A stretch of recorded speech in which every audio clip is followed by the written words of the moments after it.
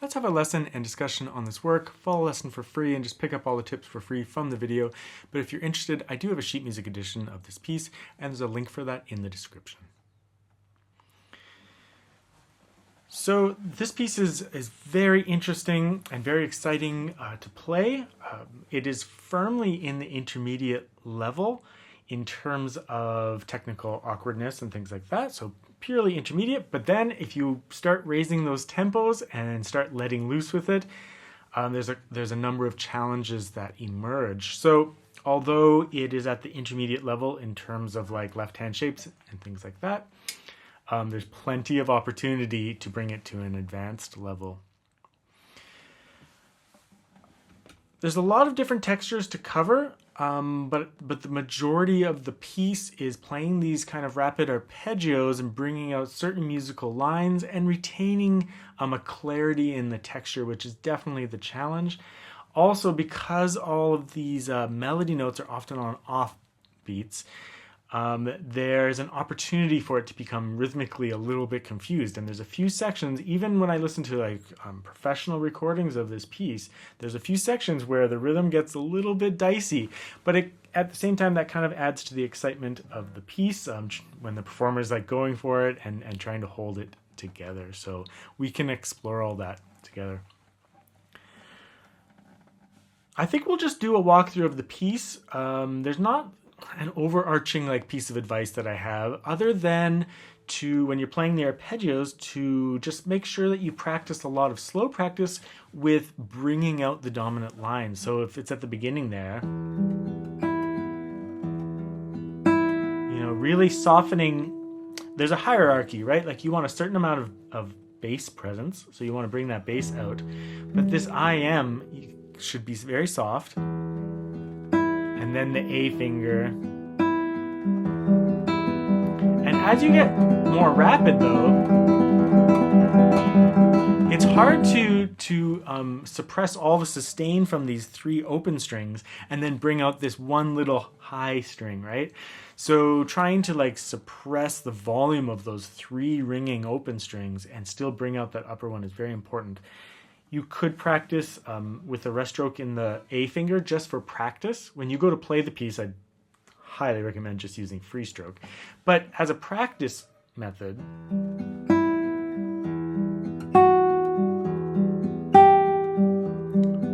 it can impart some weighted muscle memory, or at least it isolates that finger as a special finger, a special voice to bring out of the texture. So practicing like that can be useful, but then when you go to play it,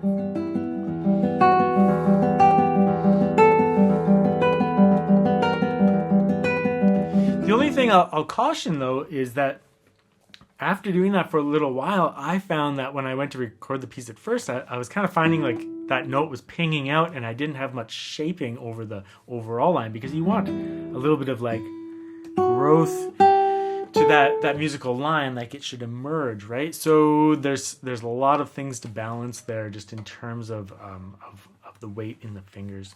So at first, you know, just learn to bring out that line out of the texture, and then ease it into an overall plan for the phrasing, so that it can grow and emerge from that texture. Same thing when the bass ends up coming out a lot in this piece. You want to just make sure that that you are in fact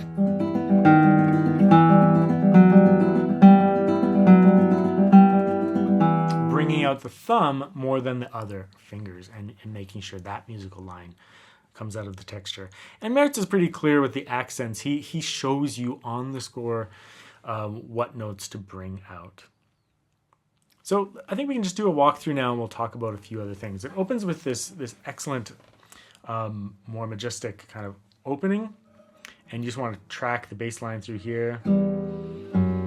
Kind of like a cello line or something. Then a nice forzando. Resolve. Loud. Resolve. Same thing, but different texture.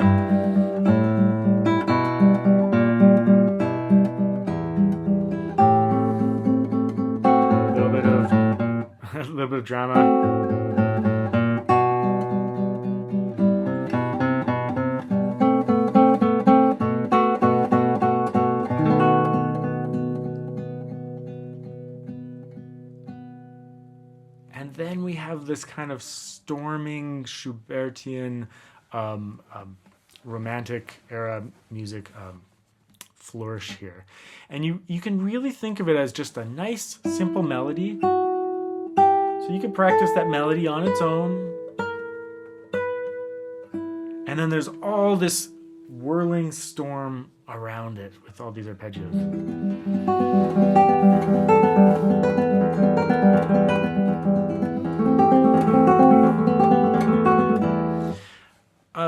When you do this, because that melody occurs on an offbeat, make sure you have enough presence in your thumb in the bass that the beat structure is still somewhat clear to the listener. It doesn't have to be super clear, but it definitely has to be clear to you. So you want to make sure that you know that the beat is here, even though the melody is occurring on offbeats.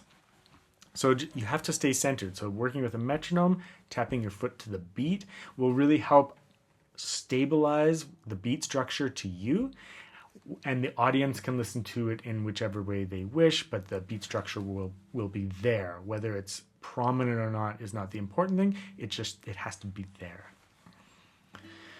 I'll go a little bit slower.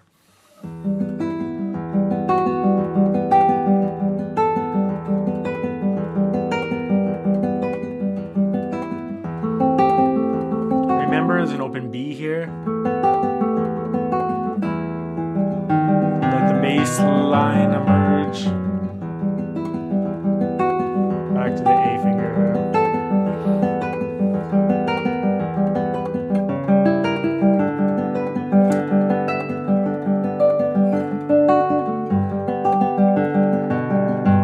Bass. Yeah, that shift too is not so bad because you can keep your second finger. Sorry. Just keep your second finger and slide it down there. So that's the first ending. Then it repeats, and then we'll just go to the second ending. Then I would start with a little bit reserved here.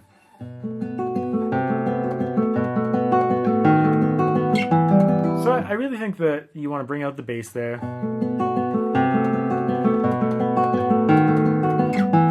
Then a little bit of the upper line, then the bass.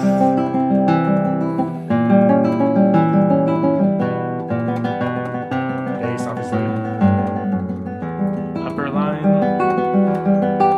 You think it's repeating, but it's not. A little bit of, like a little moment of sadness there.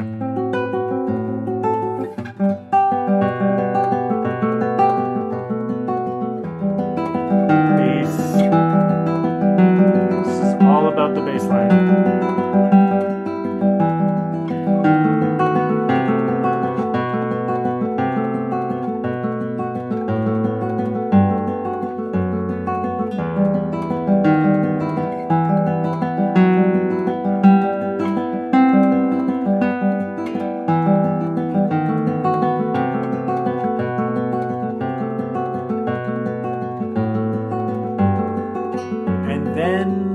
Get into a little bit more of a challenging section, but nothing in those sections was difficult in the left hand, right? It's all pretty straightforward stuff. This next section does have a couple of little things that are a little bit tricky. So we get ramped up a little bit more here.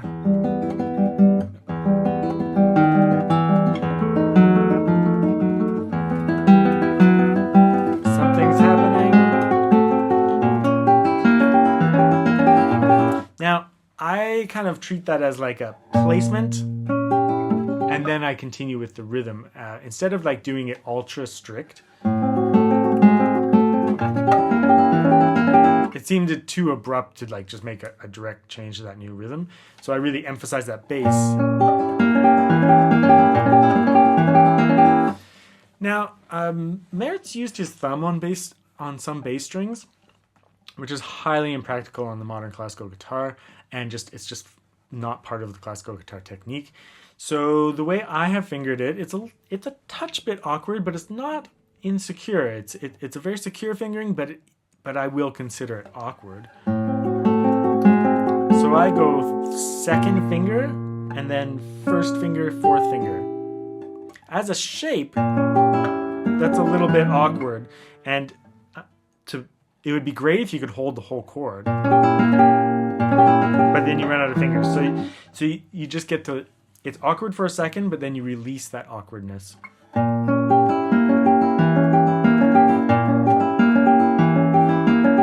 So when you do that, it's still secure, because if you get that bass note first, that's your security. You hold on to that while you get those other notes, and then release.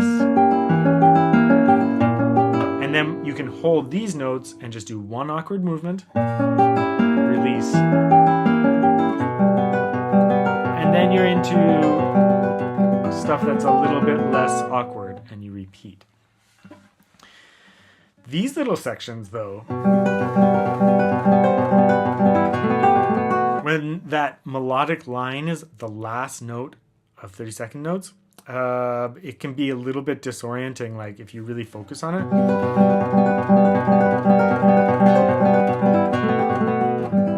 You want to bring it out, but if you bring it out too much, it starts to feel like it's the beat, and it starts to blur with the bass note on the next beat, and there's a lot of opportunity for confusion there. So again, my advice is just make sure you have enough thumb, and that you've practiced it with the metronome, with your thumb being the beat.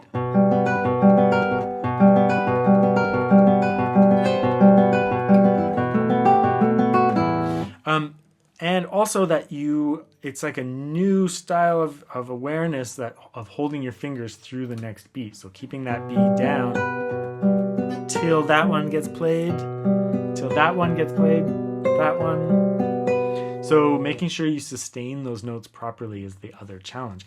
It's not that it's particularly awkward. It's just that because it's going fast, and the placement of those high notes just makes it, there's opportunity for confusion there. So practicing it really slowly and being super organized in your beat structure in terms of how you feel it is really important. And then let it emerge to the audience and let them listen to it however it comes out. Especially in measure 39 here, even on professional recordings, it's rhythmically confusing. Like I will often hear that top note as the beat suddenly. And on many professional recordings, like even if I'm tapping my foot, it's not always 100% clear. So when we go into measure 39,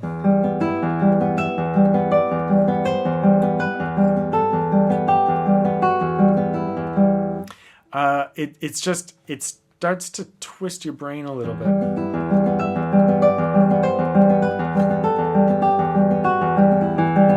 Until that bass line re-emerges, and then it becomes ultra clear where the downbeat is. But the transition between those, bringing out that upper line and then suddenly the bass reoccurring, can be very disorienting to both yourself and the audience. So again, slow practice with the metronome until it is stable and you understand the beat structure. Then when you start ramping up the tempo, you try to retain some of that, but you have to let go of it a little bit, because the upper line is going to be perceived as the melody and to some extent the beat. Like, you have to just make sure your arpeggios are fairly solid and that you play through it, and then you'll get back on track, and you just have to trust that what's happening is going to all work out. So from measure 38 here,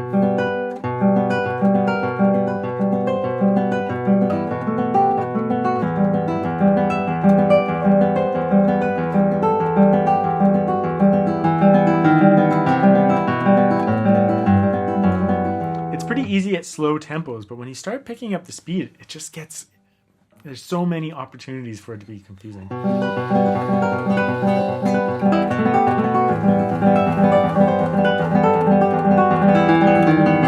you get back on track there.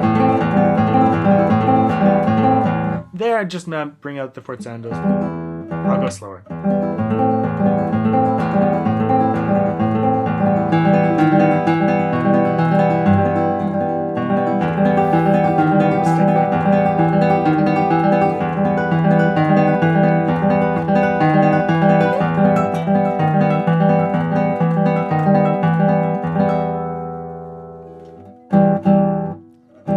serious ending.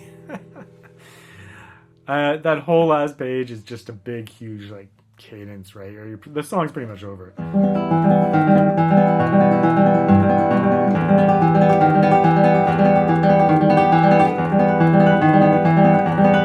Here, you just use the same finger, like you keep your fourth finger on that first string. Use your second finger. Keep your fourth finger. Use your second finger. Then very stern. Whoops. Yeah.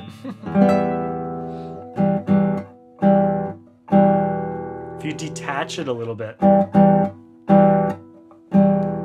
you make it even more stern than it has to be.